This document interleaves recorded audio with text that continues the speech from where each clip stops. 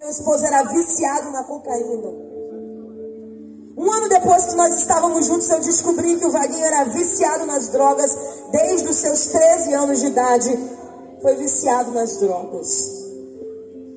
E o tempo foi passando. Dos meus 10 anos aos meus 17 anos, eu tive um sonho que era ser modelo. E fui modelo dos meus 10 aos 17. Mas eu não sabia que Deus tinha um plano maior na minha vida. Como eu disse, um ano depois que eu estava junto com o Vaguinho, descobri que ele era usuário de drogas. O grupo Os Morenos, lançando músicas como Marrom Bombom, enfim, para resumo de história, a música que ficou muito conhecida na voz do meu esposo se chama Mina de Fé. Mais ou menos com meus 18 anos foi quando eu tive nosso primeiro filho, Vaguinho Júnior. Nós temos 2 meninos, o Júnior que tem 24 e o caçula que é o Kainan, um menino de 19 anos. Quando eu engravidei do Júnior foi quando a música Mina de Fé estourou no Brasil inteiro. E eu não tinha mais um homem comum dentro de casa. Eu tinha nesse tempo um homem famoso, fazendo sucesso, programa de televisão, Xuxa, Faustão, Gugu, na época da década de 90, um dos programas de maiores audiências era onde meu esposo estava, então eu não tinha mais um homem comum dentro de casa. Então, se antes de ser famoso já era difícil, você imagina um homem famoso, ganhando dinheiro, fazendo sucesso, então as coisas foram ficando ainda mais difíceis. Então não tinha mais o meu esposo dentro de casa, ele saía, era 2, 3, 4, 5 dias fora de casa. E o tempo foi passando, meu filho nasceu, completou 1 ano de idade. Quando o Júnior completou 1 ano de idade, o Vaguinho estava no auge da fama, eu diria. Foi quando ele resolveu ir embora de casa. E foi nesse tempo que eu entrei numa depressão profunda. Depressão essa que por 3 meses, minha mãe que tinha que me dar banho, pentear o meu cabelo, minha mãe que tinha que me dar comida, porque eu não tinha mais prazer nem vontade de fazer nada na vida. Eu só sabia chorar, ver a noite chegar e o dia clarear. Até que dentro da minha casa, ouvi vozes, e essas vozes começaram a dizer para mim: você está sofrendo, não está? Está abandonada, sozinha. Só tem um jeito de você resolver esse problema. Aquelas vozes me diziam: pega a chave do seu carro, faz isso. Acaba com a sua vida hoje. E eu fui andando em direção àquela chave. Eu fui andando em direção àquela mesa onde estava a chave. E quando eu estendi a mão para pegar a chave, eu não consegui pegar porque o meu filho de 2 anos, já estava com 2 anos, passou correndo entre eu e a mesa e eu não consegui pegar a chave. Só que no momento em que eu não consegui pegar a chave, eu ouvi uma outra voz que disse o meu nome, disse: Fabiola, você não pode fazer isso. De um lado era o diabo dizendo: se mata, acaba com a tua vida hoje, porque não tem jeito para você. Você foi largada, abandonada, está sozinha. Mas do outro lado, uma outra voz, a voz do Espírito Santo, a voz de Deus, disse o meu nome, disse: você não pode fazer isso. Conclusão, diante daquela voz, eu não tentei me suicidar, porque aquela voz maligna dizia que era para eu tirar a minha vida, mas o próprio Deus se apresentou para mim naquele dia.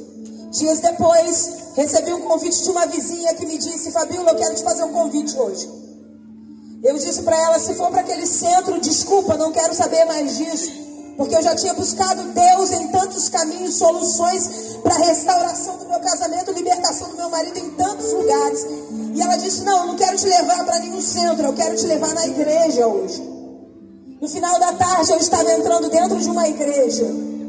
Era uma tarde de oração, tinha poucas pessoas naquela tarde de oração, mas tinha um homem de Deus, um pastor ali pregando, e aquele pastor dizia: crê no Senhor Jesus Cristo e será salvo tu e a tua casa.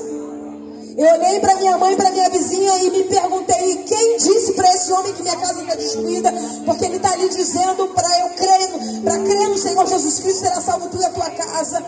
Aquele pastor estava ali pregando para poucas pessoas, mas parecia que alguém tinha contado a minha vida para ele. Ele continuou pregando e ele disse: o choro pode durar uma noite, mas a alegria vem pela manhã. Mais uma vez eu olhei para minha mãe, eu olhei para minha vizinha e pensei, alguém disse para esse pastor que a minha casa está destruída, e alguém disse para esse pastor que eu estou em depressão, alguém disse para esse pastor a minha vida, porque ele está ali dizendo que o choro pode durar uma noite, mas a alegria vem pela manhã, e eu estou há 3 meses vendo a noite chegar e o dia clarear. Aleluia.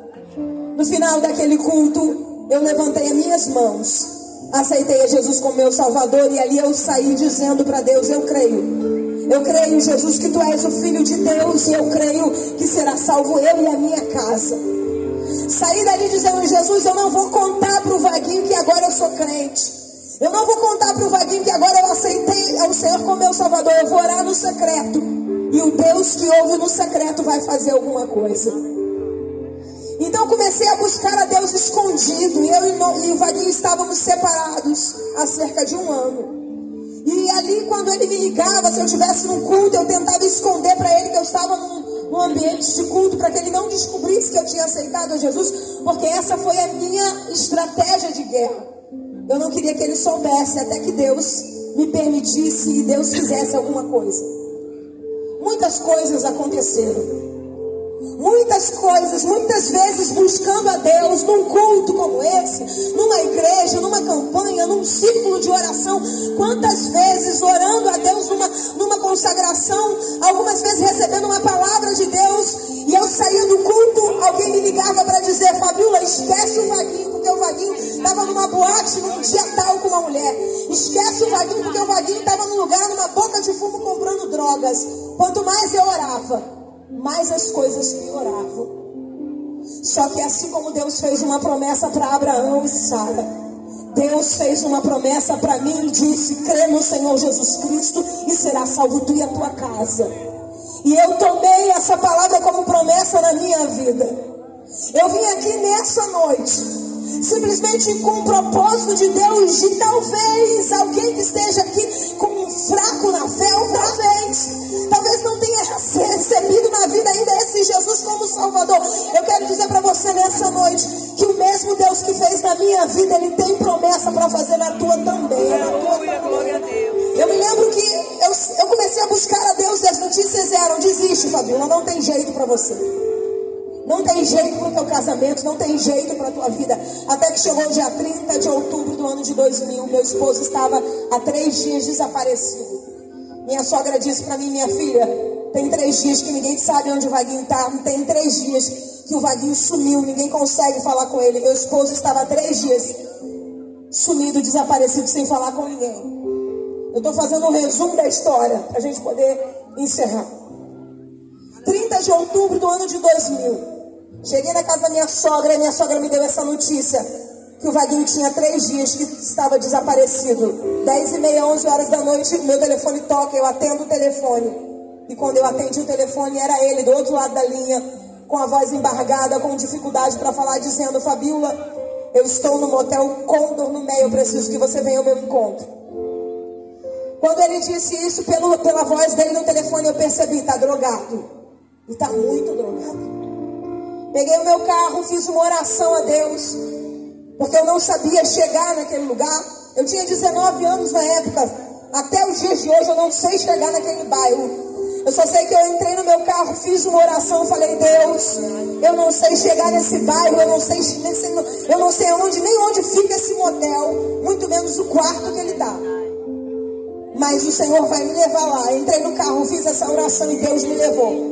Encontrei o motel, encontrei o quarto onde ele estava. E quando eu cheguei naquele quarto, tinha um homem no auge da fama, no auge do sucesso, arriado numa cama, à beira de uma overdose, 3 dias trancado dentro de um quarto de motel, cheirando cocaína e bebendo uísque, sem comer qualquer outra coisa saudável, só se drogando. E eu me lembro que eu entrei ali, meu esposo estava com a língua enrolada, boca torta, respiração acelerada, olho arregalado, dente preso, respiração ofegante. Por que ele me chamou naquele dia? Ele me chamou ali porque ele queria se despedir de mim. Ele não me chamou ali para pedir uma oração. Ele não me chamou ali simplesmente para me pedir um socorro. Ele me chamou ali porque ele percebeu que ele estava morrendo. E ele queria se despedir de mim. Então foi um ambiente de despedida. Naquele momento, quando eu entrei naquele quarto e viu meu esposo com a língua enrolada, boca torta, respiração acelerada, olho arregalado, dente preso, respiração ofegante. Naquele momento, quando eu vi aquilo, sentei na cama, abaixei a cabeça e comecei a orar, a falar com Deus. E no meio da minha oração eu ouvi mais uma vez uma voz maligna dizendo: acabou.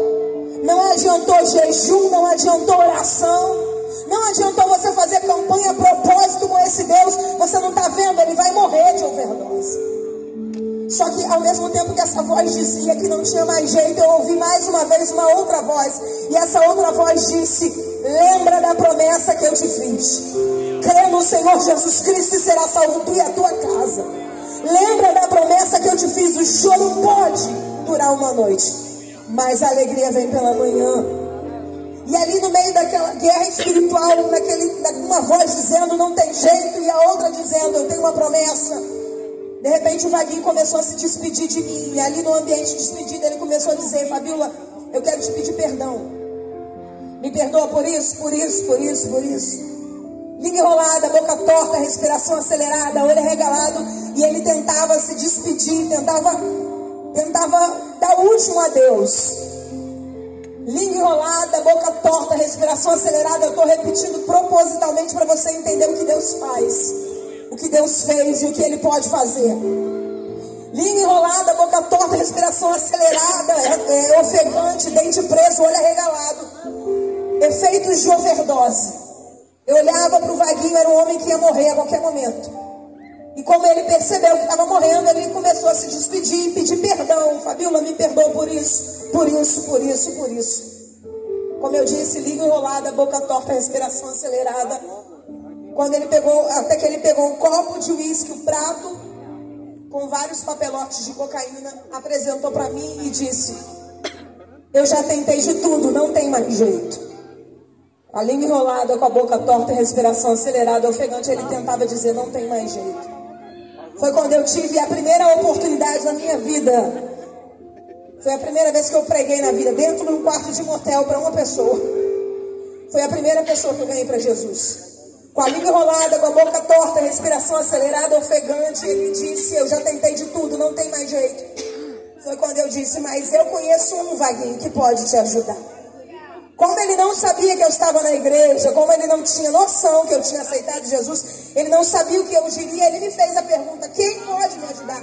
Eu já tentei de tudo. Língua enrolada, boca torta, respiração acelerada, e ele perguntava: quem pode me ajudar? Eu disse: eu conheço um, e o nome dele chama-se Jesus Cristo de Nazaré. Com a língua enrolada, boca torta, respiração acelerada, ofegante, efeito de overdose, o meu esposo levantou uma das mãos e falou: Jesus. Língua enrolada, boca torta, respiração acelerada, olho arregalado, dente preso, respiração ofegante. Ele disse: Jesus. Só que quando ele disse Jesus, as demais frases depois não tinha mais língua enrolada, não tinha mais boca torta, não tinha mais efeito de overdose. Ele ficou de pé, começou a pular e começou a dizer: Fabíola, a partir de hoje, eu sou de Jesus.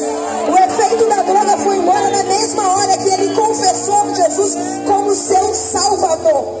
O que eu quero dizer para você através desse testemunho, que o mesmo Deus que fez na minha vida é o mesmo Deus que está aqui nessa noite.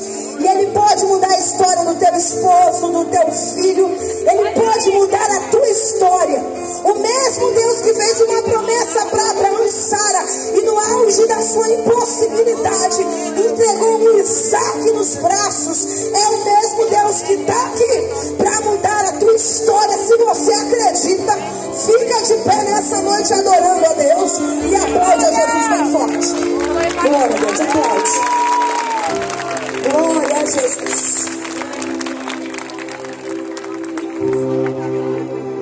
E como eu costumo dizer, aonde abundou o pecado, superabundou a graça de Deus.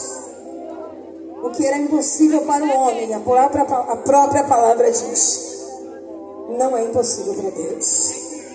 Porque para Deus, nada é impossível. Deus cumpriu uma promessa na minha vida. E eu tenho certeza que aquilo que Ele tem prometido para a tua casa está de pé. Eu só pedi um marido liberto das drogas, liberto da prostituição. Mas Deus fez além, porque aquilo que o olho não viu, o ouvido não ouviu, não subiu ao coração do homem, é o que Deus tem preparado. Aonde abundou o pecado, superabundou a graça de Deus. Porque hoje, eu e meu esposo estamos aqui e podemos dizer que eu e a minha casa servimos ao Senhor. Deus abençoe, em nome de Jesus.